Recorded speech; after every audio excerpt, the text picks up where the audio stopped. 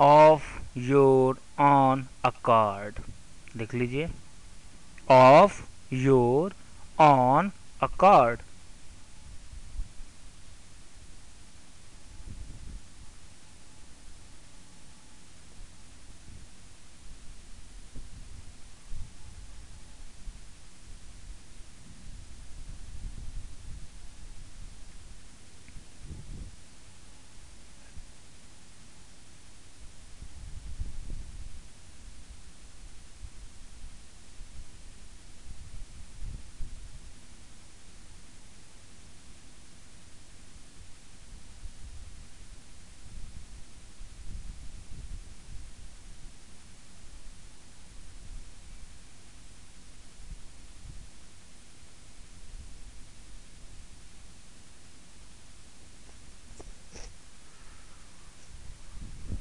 Well, of your on accord का मतलब होता है कि अपनी मर्जी से कोई काम करना। मतलब जब कोई बंदा अपनी मर्जी से कोई काम करता है, खुद से करता है, कहने का मतलब कि बिना किसी दबाव में, जब वो किसी दबाव के बिना कोई काम करता है तो वहां पे क्या लगाते हैं, of your on accord.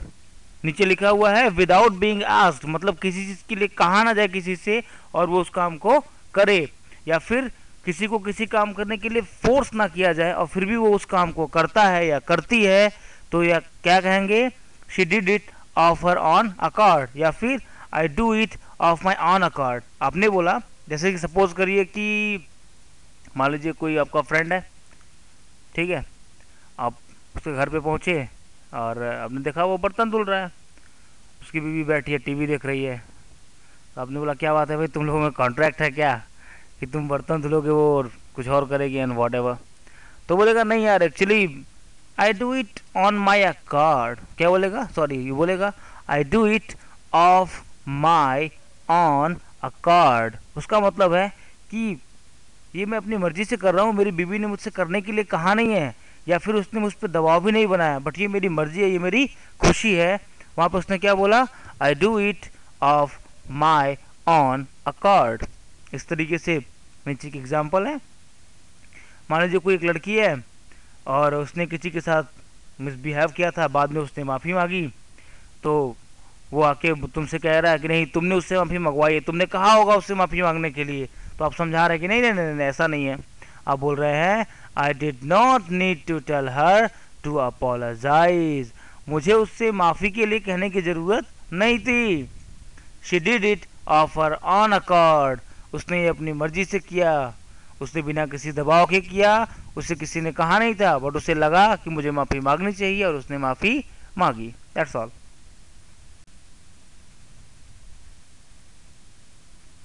Bye या फिर from all accounts, by all accounts या फिर from all accounts.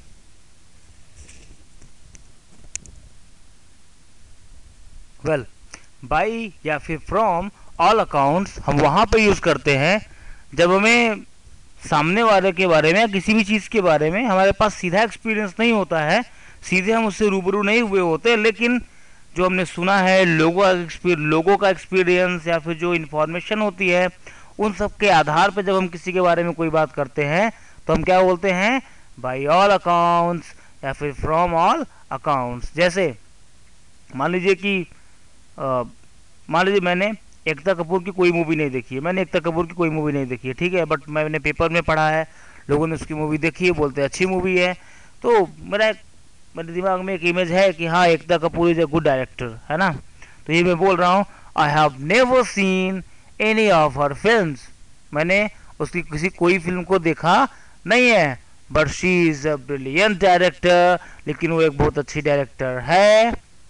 By all accounts, मैंने क्या जोड़ा लास्ट में, बाय ऑल अकाउंट्स। इसका मतलब कि मैंने डायरेक्टली, मेरे पास कोई एक्सपीरियंस नहीं है, लेकिन जो मैंने सुना है, जो मेरे पास इंफॉर्मेशन है, जो लोगों का एक्सपीरियंस है, उसके बेसिस पे मैं कह सकता हूं कि वो एक अच्छी डायरेक्टर है।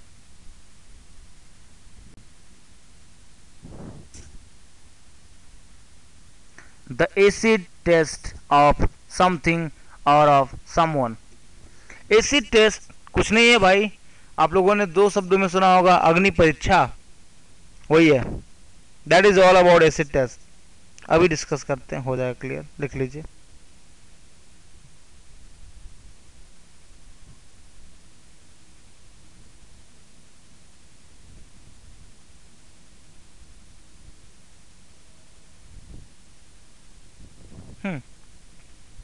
A situation which finally proves whether something is good or bad, true or false। कहने का मतलब एसिड टेस्ट क्या है, एक सिचुएशन है जो फाइनली किसी चीज को प्रूफ कर देती है, सत्यापित कर देती है क्या, वेदर समथिंग इज गुड, कि कोई चीज सही है, और बैड या तो बुरी है, ट्रू सत्य है, और फॉल्स या तो फॉल्स है। जैसे नीचे एग्जाम्पल लिखा हुआ है, they have always been good friends, वे हमेशा से अच्छे दोस्त रहे हैं, वे हमेशा से अच्छे दोस्त रहे हैं। इंग्लिश में क्या बोलते हैं, they have always been good friends.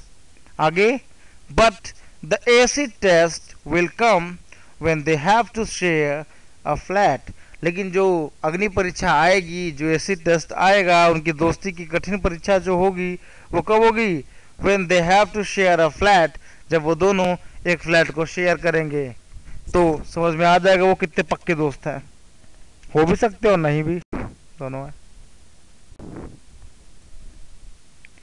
N acquired test, AN ACQUIRED,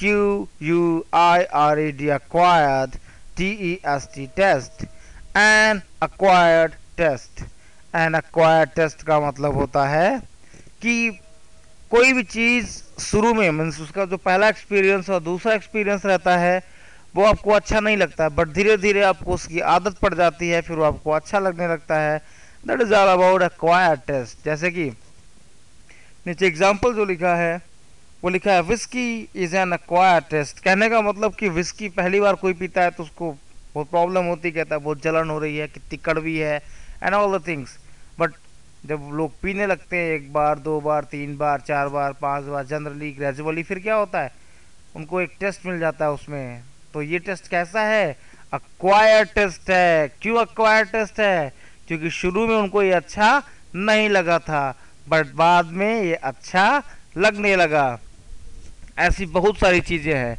कई सारे लोग हैं जिनको मैथमेटिक्स बहुत अच्छी लगती है, बट शुरू में नहीं लगता है, what is that, that is acquire test. और ऐसी बहुत सारी चीजें हैं। जैसे कि मार्केट में मिलता है मोमोज, मोमोज का भी यही कॉन्सेप्ट है, वो भी अक्वायर टेस्ट में जाता है। पहली बार में किसी को जनरली अच्छा नहीं लगता, बट धीरे धीरे वो लोगों को अच्छा लगने लगता है। तो क्या है, आप कहेंगे my taste for momos is an acquire test. और भी बहुत कुछ है, तो इतना बहुत है समझने के लिए कि what is acquire test.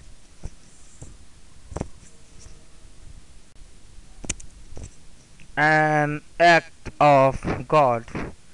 An act of God, हम उस चीज को कहते हैं जिसपे हम इंसानों का कोई कंट्रोल नहीं है। ऐसी चीज जिसपे हमारा कोई कंट्रोल नहीं, इंसान जिसे कंट्रोल नहीं कर सकते हैं, उसे हम क्या बोलते हैं, this is an act of God. इसीलिए जो बीमा होती है, इंश्योरेंस कंपनियां होती है, इंश्योरेंस पॉलिसी होती है, वो कवर करती है आपके घर को हर चीज के खिलाफ, all types of damage, excluding, बाहर कर दिया किस चीज को, those caused by acts of God, जो कि भाई भगवान द्वारा कर दिया गया। अब भूकंप आ गया, कोई क्या कर सकता है, बिजली गिर गई, कोई क्या कर सकता है? इस पे किसी का कोई कंट्रोल नहीं है, no one can control it. अभी तक तो कोई नहीं कर पा रहा है, लेट्स सी आगे क्या होता है। तो अभी तक ये क्या है? एक्ट ऑफ गॉड है, मीन्स जिसपे हम इंसानों का कोई कंट्रोल नहीं है। Add fuel to the fire, इसका दूसरा भी है, add fuel to the flames.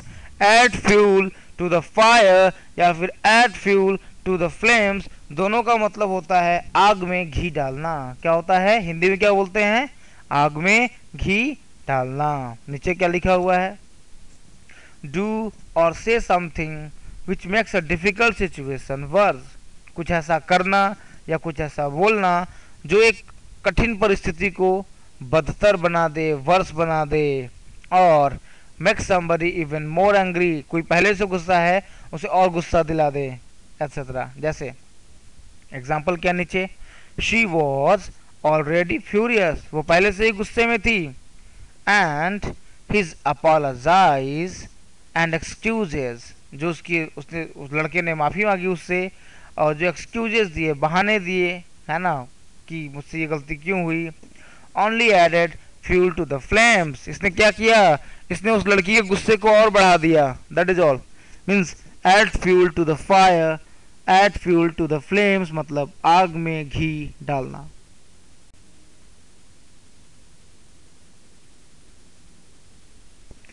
Add fuel to the fire का मतलब जो भी है वही आग में घी डालना, मतलब भड़का देना एक चीज़, किसी चीज़ को, है ना। हम आगे आ चुके हैं, इसको पढ़िए। Up in the air, up in the air का मतलब होता है नॉट डिसाइडेड येट, अभी तक डिसाइड नहीं हो पाया, अनसर्टन है कोई चीज़, तो क्या है? अप इन द एयर है, मीन्स नॉट कन्फर्म। जैसे नीचे क्या लिखा है, I hope to take a holiday, मैं एक हॉलीडे, एक छुट्टी लेने की आशा कर रहा हूँ, दिस मंथ, इस महीने, but my plans are still very much up in the air, लेकिन जो मेरी प्लानिंग है वो अभी भी, यहाँ का स्टिल का मतलब क्या है? अभी भी। अभी भी क्या है? नॉट कन्फर्म, कन्फर्म नहीं है कि ठीक है मैं हॉलीडे लूंगा कि नहीं लूंगा, और लूंगा भी तो जाऊंगा कहाँ? Not sure. All along, all along का मतलब फ्रॉम द बिगिनिंग, शुरू से ही, शुरू से ही। जैसे देखो होता क्या है कि कई लोग, कोई गलत काम हो गया, कोई घटना हो गई, तो कहते हैं फ्रॉम द बिगिनिंग, शुरू से ही। आई वाज सेइंग, मैं कह रहा था, मैं कह रही थी, दिस वुड हैपन, ये होगा, ऐसा होगा, है ना। ये नीचे लिखा हुआ है, आई सेड ऑल अलोंग, मैंने शुरू में ही कहा था। क्या बोल रहे हैं? आई सेड ऑल अलोंग, मैंने शुरू में ही कहा था, दैट दिस वुड हैपन, कि ये होगा, ऐसा होगा, ऐसी घटना होगी, बट तुम माने नहीं, तुमने फॉलो नहीं किया, अब देख लो, परेशान हो तुम।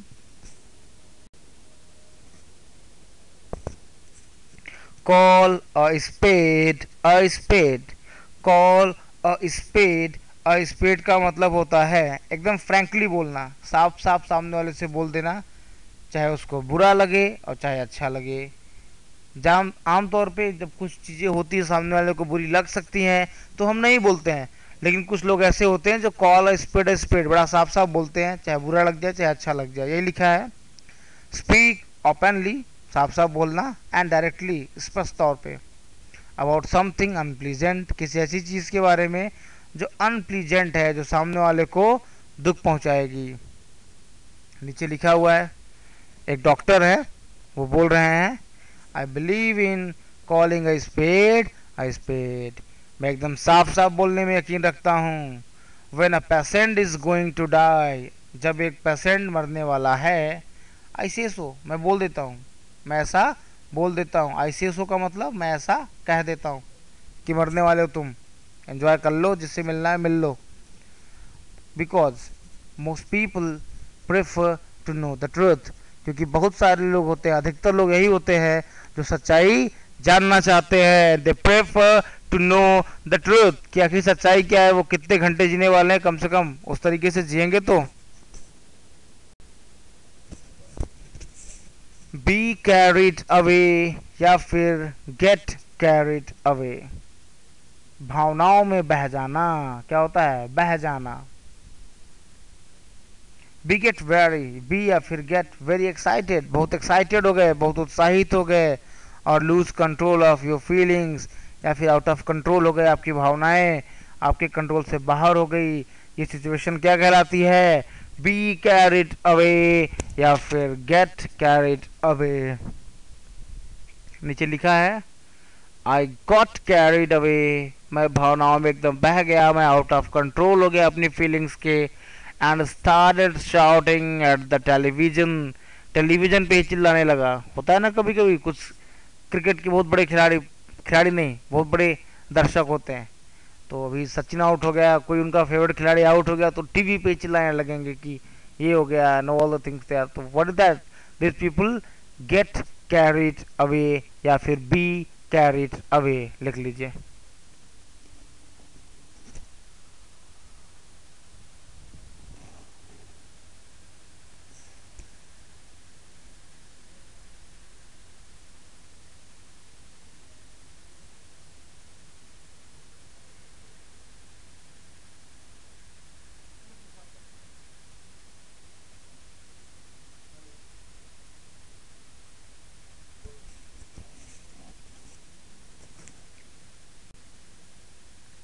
क्राई योर आईज आउट, यहाँ पे योर की जगह वंस होना चाहिए। Cry one's eyes out, no problem, एक ही बात है। इसका मतलब है cry a lot and for a long time, बहुत ज्यादा रोना और बहुत लंबे समय के लिए रोना। जैसे नीचे क्या लिखा हुआ है? माई सन cried his eyes out when we told him we could not afford a new bike, हमारा जो बेटा है वो बहुत रोया और बहुत देर तक रोया जब हमने उसे बताया कि we could not afford a new bike, हम उसका इसके लिए अभी नई बाइक का खर्चा नहीं वहन कर सकते हैं। खूब रोया। देख लो आजकल के लड़के कैसे होते हैं, अरे कमाओ खुद से करो। पेरेंट्स के चक्कर में पड़ गए हो, हाँ।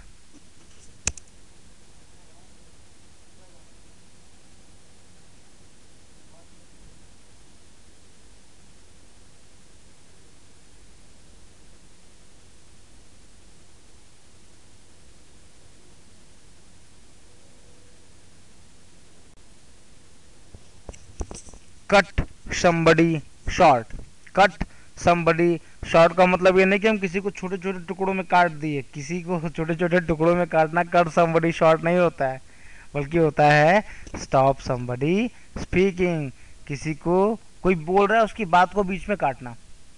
कट somebody शॉर्ट का मतलब क्या होता है? किसी की बात काटना। बात काटना तो आप लोग जानते होंगे, बहुत कॉमन है ना। जैसे कि ग्रुप डिस्कशन में आप लोग इस वर्ड को यूज भी करते हैं। जैसे ग्रुप डिस्कशन हो रहा है, कोई एक है बोले जा रहा है, बोले जा रहा है, बोले जा रहा है, खींचे जा रहा है, खींचे जा रहा है, तो आप बोलते हैं sorry to cut you short. क्या बोलते हैं? Sorry to cut you short, आपकी बात को बीच में काटने के लिए खेद है। आई वाना से, फिर बोलना शुरू कर देते हैं। ठीक, नीचे क्या लिखा हुआ है? She was just about to say who had got the job, वो बस कहने ही वाली थी। She was just about to say, वो कहने ही वाली थी। Who had got the job, नौकरी किसे मिली है। But I cut her short, मैंने उसकी बात काट दी, मैंने उसे बीच में ही रोक दिया। And asked her to keep it secret, मैंने उससे कहा कि इसे सीक्रेट रखो, छिपा के रखो, एंड ऑल द थिंग्स। लिख लीजिए।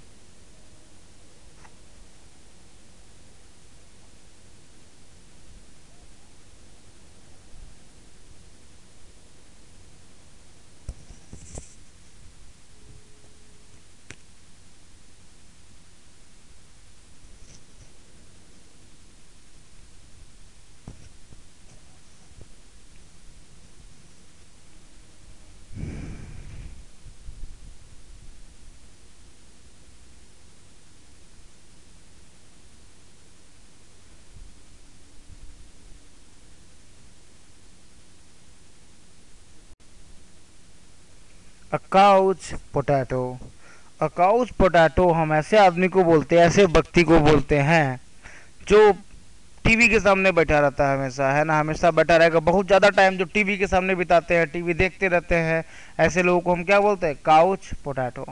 एक्चुअली काउच का मतलब होता है सोफा और पोटैटो मतलब आलू, बट काउच पोटैटो ऐसे आदमी को बोलते हैं जो बहुत टीवी देखता है। इस क्लास में कितने काउच पोटैटो हैं? Can you tell me? Raise your hands, raise your hands. Okay, it's good enough. अब यहाँ पे कोई हाथ नहीं उठाएगा। His mother always warned him. उसकी मम्मी हमेशा उसे चेतावनी देती हैं, दी क्या? He would turn into a couch potato if he was too much TV. वो काउच पोटैटो में बदल जाएगा अगर वो क्या करेगा? बहुत ज़्यादा टीवी देखेगा तो।